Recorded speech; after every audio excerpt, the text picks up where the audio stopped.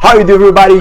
Happy Wednesday. Welcome to B-Tips. My name is Bernardo, and let's go over some interesting news of the week. Could California become its own crypto country? Interesting question. So let's dive into here. There is apparently a movement in California called the Calexit movement, which is inspired by the Brexit movement, as you can tell by the name.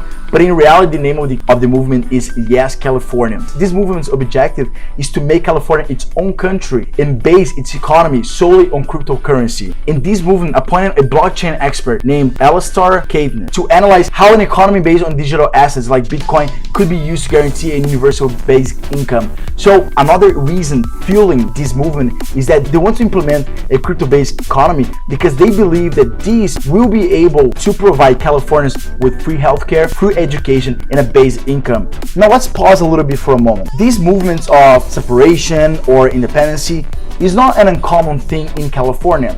If you go maybe 2 years ago, we can remember that California wanted to split the state into two parts, the New California and the California, based on political views, cultural values, because California, in fact, it is a very political and culturally diverse state, which poses as a challenge to the government, especially when the government is very centralized and big in nature in terms of policies, as it is the Californian government. Marcus Rees-Evans, Yes California's president, is advocating for these independency measures as well.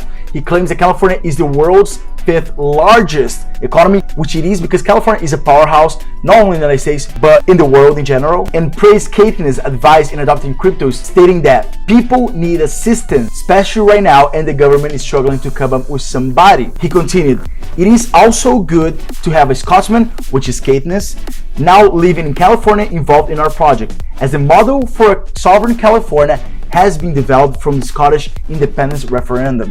According to Yes California, the state government has agreed to hold a public petition into Calexit this year.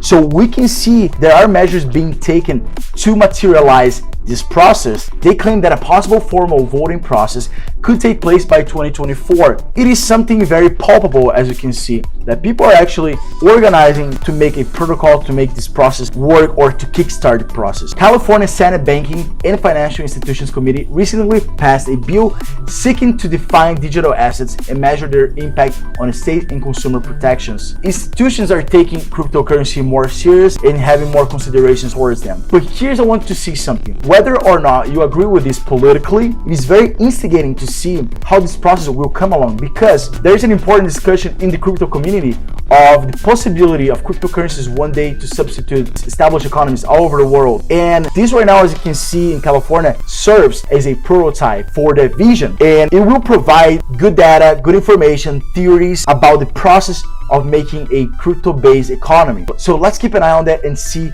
how it will evolve eventually. Next news, the IRS wants to tax every penny of your crypto, US government memorandum says. Oh boy, here we go.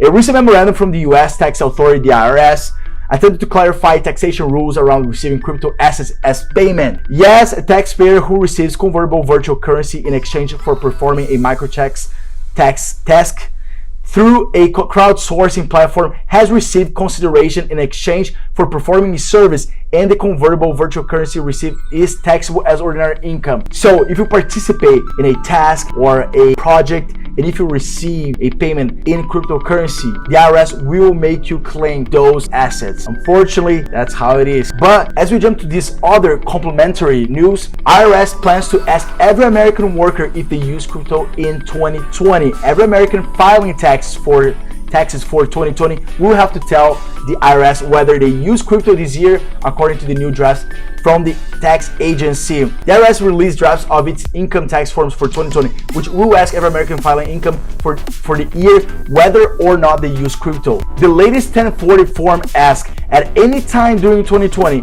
did you receive, sell, send, exchange, or otherwise acquire any financial interest in any virtual currency? Chandan Lodha, founder of crypto tax software firm CoinTracker, told Cointelegraph, the cryptocurrency question is now the front and center on the IRS Form 1040 for next year. The IRS is taking cryptocurrency taxes even more seriously. So here, folks, I want to understand something. When you come with the technology, the government will try to make efforts to either match the technology or overcome it, because it is a race of who can outsmart the other in a more efficient and better way. They're always in this struggle, with one trying to become more autonomous and the other trying to secure more regulation. That's the reality. And one of my good friends always tells me, one of the few ways to confront the government in the same level is through technology. So that's why government and the IRS in this case are trying to improve their efforts and stepping up with new technology or with new ways